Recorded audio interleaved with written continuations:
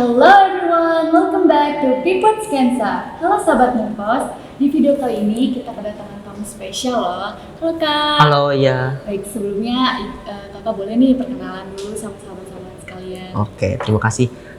Halo semuanya, perkenalkan nama saya Yuldana Sadudin. Saya lulusan SMK 1 tahun 2022 dengan jurusan waktu itu multimedia. Sekarang saya lagi kuliah di Jakarta. Nih Kak, dari sekian banyaknya jurusan di SMK 1 Rangkas Bitung, Iya. kenapa nih Kak milih multimedia?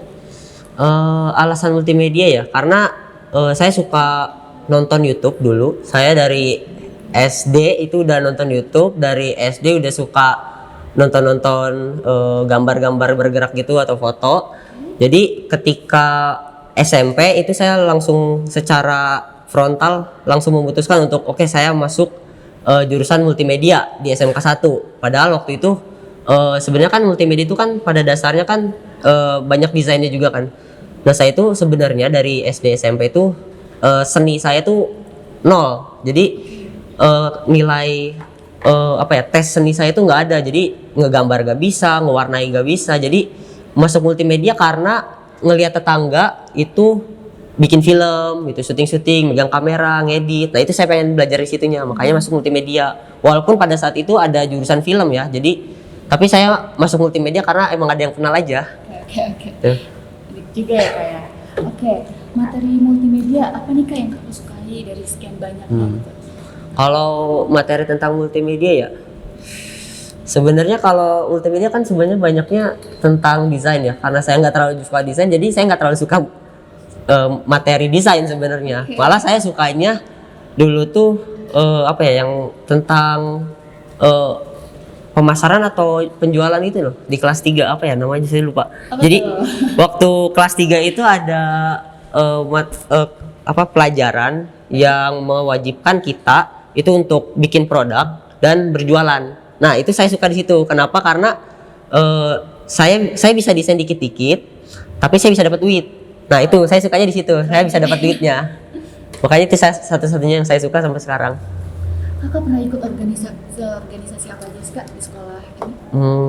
Karena dulu no lab juga ya. Jadi sama abis sekolah pulang.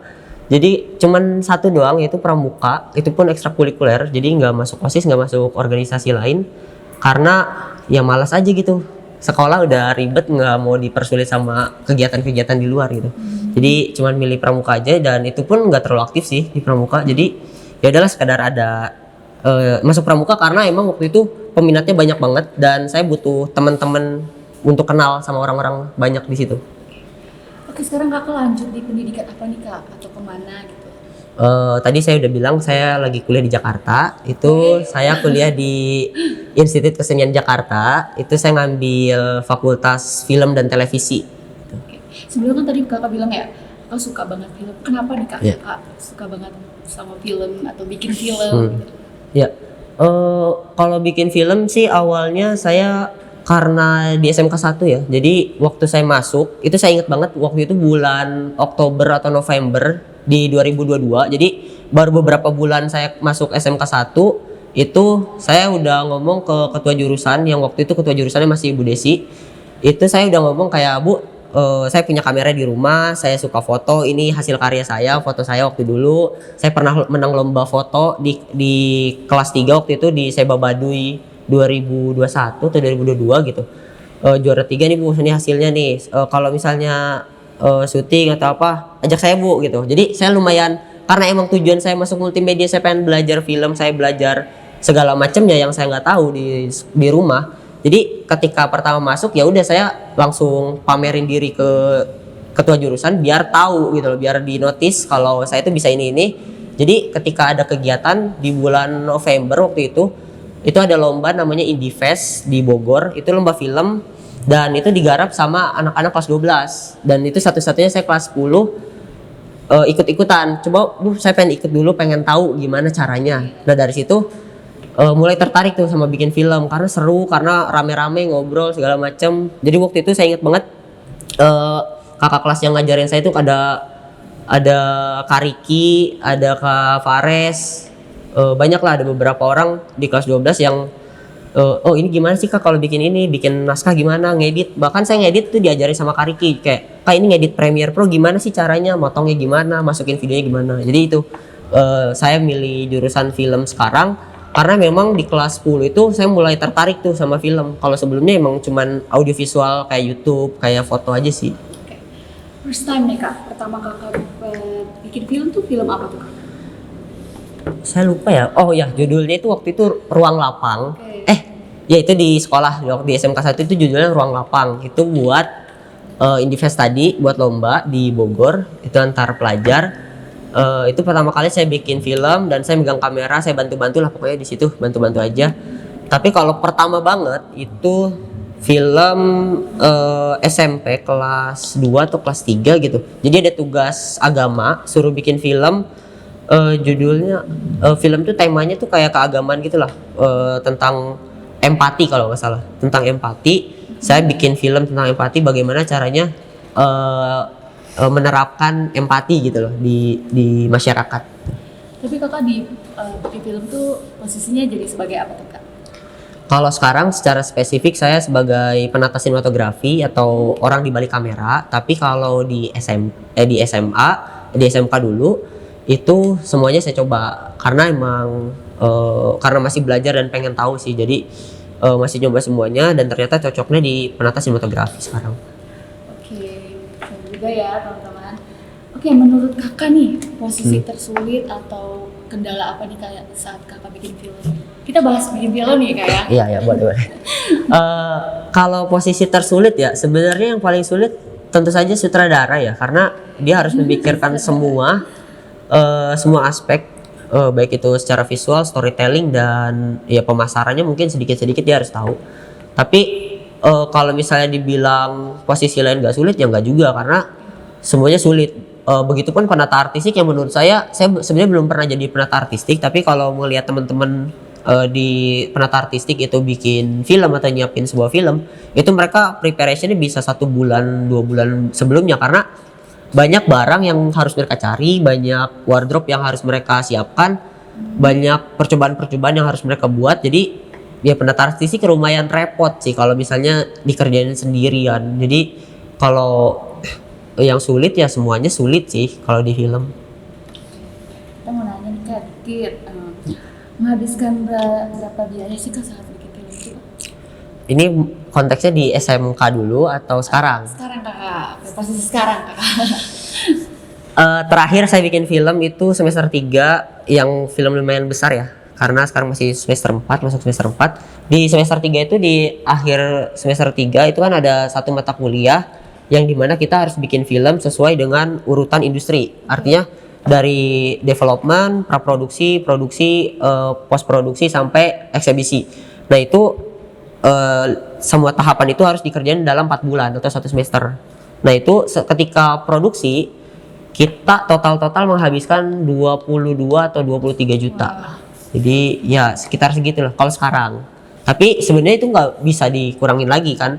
Karena ada teman juga yang 18 juta bisa, ada yang mentok 30 juta bisa, ada yang lebih dari 30 juta bisa. Jadi kalau bikin film itu ya tergantung ceritanya, tergantung krunya banyak atau enggak, tergantung pemainnya, bayar pemainnya berapa, lokasi. Pernah mengundang artis gak sih Kak di film Kakak ini? Kemarin sih bisa dibilang artis juga ya, karena pemain saya itu Fuad Idris, ya mungkin teman-teman bisa cari tahu siapa itu Fuad Idris. Jadi dia emang aktor laga senior, aktor sinetron sih banyaknya. Jadi saya pakai itu kita karena salah satu temen emang kenal sama beliau dan kita ajak, ternyata mau membantu film kita. Jadi itu ya mungkin itu sih satu-satunya yang saya masukin. Kayak tempat syuting Kakak nih yang paling jauh di mana nih Kak? Yang paling jauh itu pengalaman Kakak selama ini? Paling jauh ya, karena sampai sekarang sih masih Lampung ya, karena waktu itu kebetulan saya masuk komunitas. Nah di komunitas itu dapat kerjaannya itu bikin film tentang cagar budaya dari Banten sampai Lampung. Di Banten tuh saya kerjain itu di Banten tuh waktu itu di bulan puasa, dan setelah bulan puasanya ke Lampung. Nah itu sampai sekarang terjauh masih saat di Lampung itu, karena itu dari pelabuhan tuh 2-3 jam lagi tuh ke daerah situ. Jadi ya itu sih kayaknya paling jauh masih di Lampung sih. Oke. Berapa jumlah Kak yang udah Kakak bikin nih film? Kalau film ya sebenarnya kalau saya nggak hitung banget sih kalau bikin film tuh ada berapa. Mungkin ada belasan lah ya. Dari pertama. Oke, Kakak pernah bikin film horor gak sih Kak? Yang kayak yang menegangkan Iya, gitu? ya. Horor ya. Oke. Horor sih saya sekali-sekali waktu itu bikin horor waktu kelas 10 atau kelas 11 gitu. Jadi diajak kakak kelas. Ya, diajak kakak kelas lagi gabut gitu kan. Yuk bikin film gitu lah di sekolah. Film apa nih? Nih ada film, ada ceritanya gini-gini nanti ada orang ceritanya dia punya teman hantu gitu. Itu gitu-gitu. Nah tuh oh ya udah bikin. Jadi waktu itu saya cuma bikin berempat aja, jadi sama talentnya sama saya gitu. Jadi yaudah yuk bikin aja asal-asalan, bukan asal-asalan sih, iseng-iseng aja lah. Yang penting ada kegiatan gitu. Iya, bener. Ya udah bikin, tapi ya nggak horor-horor banget sih akhirnya, karena terlalu dipaksakan. Dan ya sebenarnya bikin film horor kan ada formulanya. Pada saat itu kan belum tahu formula bikin film horor gimana, jadi ya udah kita dihoror-hororin aja lah gitu loh, dipaksa-paksain. Oke, saat pernah gak sih Kak Kakak di mana posisi syutingnya tuh malam-malam dan ada kejadian mistis apa sih Kak? Kayak pengalaman yang cukup misterius gitu. Saya inget nih waktu itu di 2021 kalau nggak salah. Jadi kan saya masuk komunitas itu, awal mula masuk komunitas bikin film. Nah bikin filmnya itu tentang ya sama orang halu juga, punya temen hayalan gitu. Nah itu ada scene di tengah hutan. Kita setnya tuh di tengah hutan, pemainnya tuh di dalam sangkar besar. Itu tuh sebenarnya ada pohon beringin besar. Jadi di setnya nih, ini sangkarnya di sini tuh pohon beringin besar nih. Ya kita syuting itu muterin sangkar itu. Dan jadi kata kru lokasi kita yang emang ngerti gitu lah, udah bisa lah. Jadi dia sekaligus penangkal juga. Jadi penjaga yang ngejagain kita. Jadi katanya, ayo cepetan gitu loh. Jadi diburu-buru di sini banyak katanya. Jadi pas abis beres syuting malamnya atau besoknya tuh kita ngobrol-ngobrol, atau kan suka ada evaluasi segala macam. Baru tuh ceritain ada ini. Jadi pas saya waktu syuting kan karena nggak ngeh juga kan ya, jadi karena waktu itu kan emang udah hutannya tuh nggak kayak hutan, karena emang udah banyak lampu gitu, udah terang. Jadi ya udahlah gitu loh, nggak ada apa-apa kali gitu kan. Jadi terus ternyata katanya emang daerah situ yang kita pakai syuting itu emang terkenal angkernya, tapi emang saya nggak ngalamin langsung sih. Oke, pengalaman Kakak kan banyak ya, kayak udah bikin film dan lain sebagainya. Kakak pernah gak sih Kak saking rumit atau banyak kayak kegiatan Kakak tuh Kakak sampai sakit gitu kegiatan itu? Kalau sakit waktu syuting sih alhamdulillah belum pernah ya, karena nggak tahu kenapa jadi mungkin kamu belum ngerasain. Tapi kalau misalnya ya kalau misalnya syuting itu tidur nggak tidur kita itu tetap powernya tetap ada. Saya nggak tahu kenapa itu. Jadi waktu kemarin syuting aja, yang waktu tugas semester 3 itu hari pertama itu saya nggak tidur sama sekali. Jadi habis ngambil alat ke tempat rental, ke lokasi itu seharian nggak tidur. Ya masih bisa gitu loh, tapi nggak sampai sakit. Cuman emang agak ngantuk aja. Jadi kalau misalnya syuting sampai sakit nggak pernah. Cuma biasanya kalau misalnya syuting nggak tahu kenapa kalau misalnya udah berat banget, H+1 atau H+2 baru kerasa. Biasanya sakit badan, biasanya badan ada anget dikit. Cuman biasanya itu sehari doang sih recovery-nya. Jadi kalau misalnya syuting nggak tahu kenapa ya, saya sampai sekarang kalau misalnya syuting nggak pernah ngerasa sakit, tapi biasanya H+1 H+2 baru kerasa ya anget-anget dikit lah. Gitu aja sih. Gimana nih Kak tanggapan orang tua Kakak tentang hobi Kakak yang sekarang ini? Awalnya sih awalnya kalau misalnya di film sebenarnya orang tua kan dukung aja ya, karena nggak tahu juga kali ya, nggak tahu juga film kayak gimana atau apa, dan ngiranya mungkin film itu cuman buat hobi atau ya udahlah sementara, paling kayak masuk multimedia, ya udah multimedia tar lulus mah jadi apa gitu.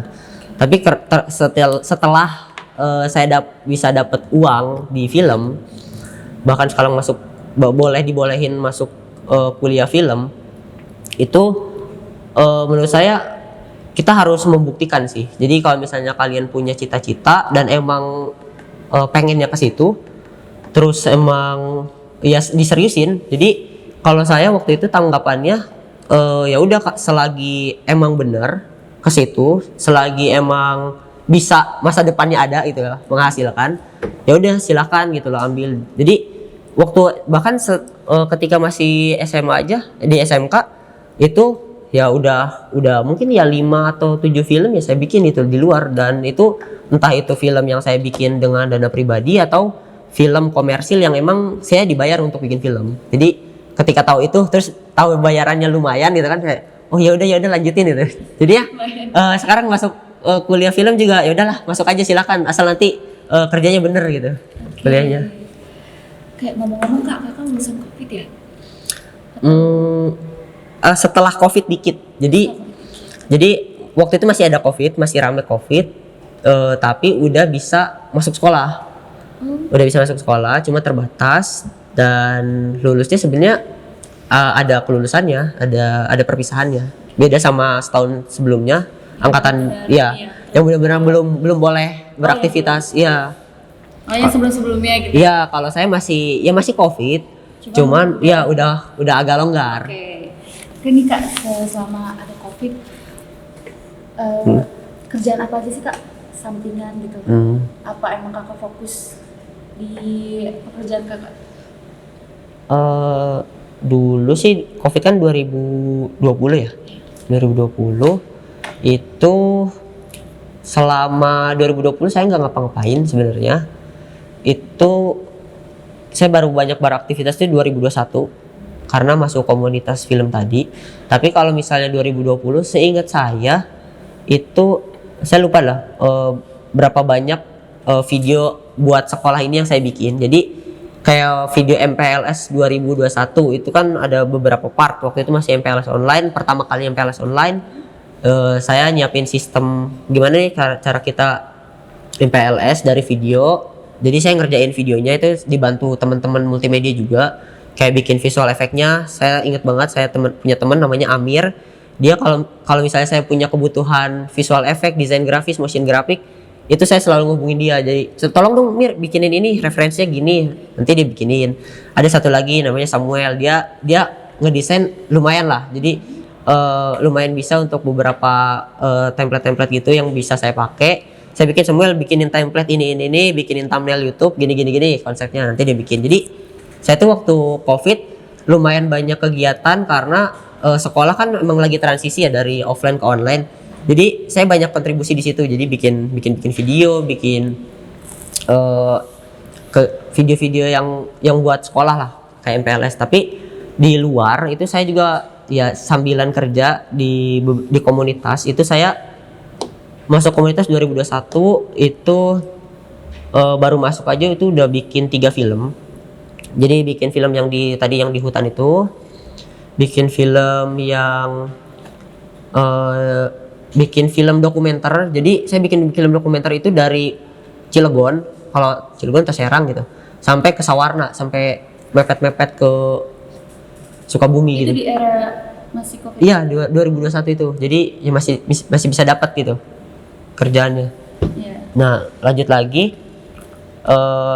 selain bikin film ya kerjaan dokumentasi sih paling, foto-foto gitu.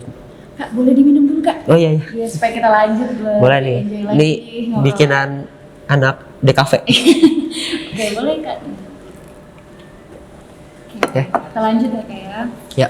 Oke, selama di COVID pastinya ada aja Kak praktek atau gimana gitu kan.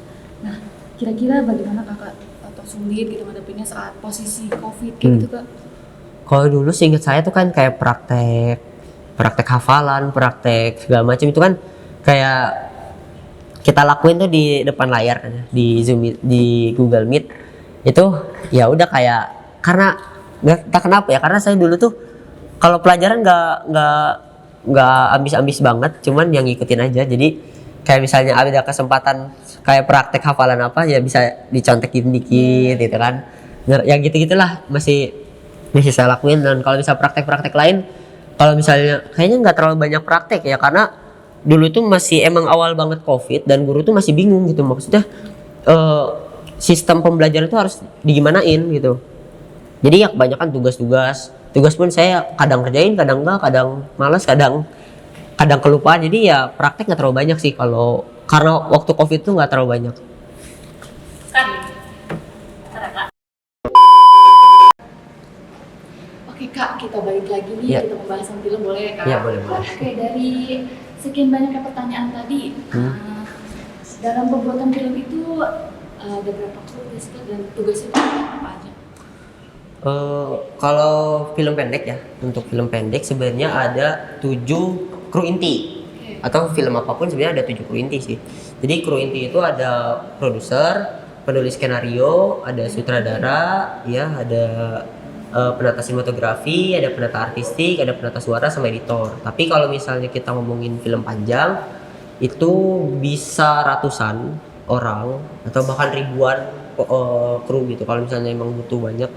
Dan itu biasanya kerjaan-kerjaan mereka ya spesifik gitu. Kalau misalnya spesifik orang yang kerjanya cuman nyiapin makan, catering sama minum, itu ada satu pekerjaan, dan biasanya bisa satu atau banyak orang gitu kalau misalnya sumber daya yang banyak. Kayak misalnya terus segampang orang yang tugasnya cuman ngejagain genset ada orang yang tugasnya bagian bersih-bersih, ada tugas orangnya yang beli-beli barang ada. Jadi kalau misalnya kita ngomongin film panjang banyak banget pekerjaan-pekerjaannya. Terakhir saya baca buku itu ada namanya 99 peluang profesi industri film di Indonesia. Jadi itu ada sekitar 104 profesi yang bisa ditempatin sama berbagai macam lulusan dari mulai SMK, D3, D4, S1 sampai S2. Jadi di situ kalau misalnya pengen baca teman-teman itu cari aja buku peluang profesi 99 peluang profesi karir di industri film Indonesia. Jadi itu buku tahun 2020 keluaran Kementerian Pendidikan kalau nggak salah, Kemdikbud. Jadi di situ banyak peluang-peluang profesi yang bisa kita tempatin buat film. Oke, keren juga ya Pak, dari pengalaman Kakak. Iya. Dari awal Kakak sekolah sampai sekarang. Boleh kasih tepuk tangan nggak sih buat Kakak ini? Dari lamanya kita ngobrol ya Kak. Iya. Boleh kasih pesan atau pesan buat sahabat Menpas semuanya? Ya, buat para penonton di sini, pesan saya sih sebenarnya gampang lah.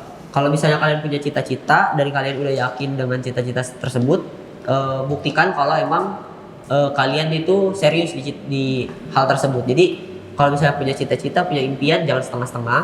Jadi ya abisin aja semua di situ gitu loh. Berhasil atau enggaknya kan kita nggak tahu kalau misalnya kita masih sekolah atau kita masih muda banget.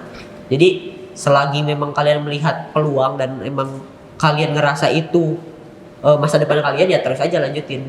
Jadi jangan terpengaruh omongan siapa-siapa, jangan terlalu menggantungkan hidup kalian sama orang lain, fokus sama diri kalian sendiri. Dan kalau saya sih kalau emang pengennya itu ya udah kerjain aja sampai dapat. Kalau misalnya emang nggak berhasil ya udah kita cari opsi lain.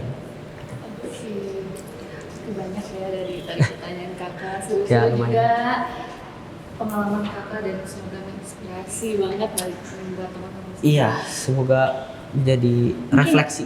Ya, oke, mungkin itu saja Kak yang Iya. bisa kita tanyain sebelum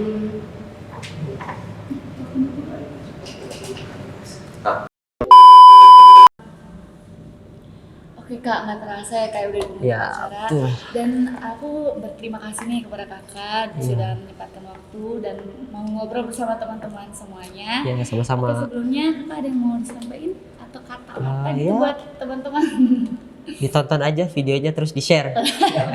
Oke, mungkin sampai situ aja ya teman-teman. Jangan lupa subscribe, like, and comment. Dadah! Dah.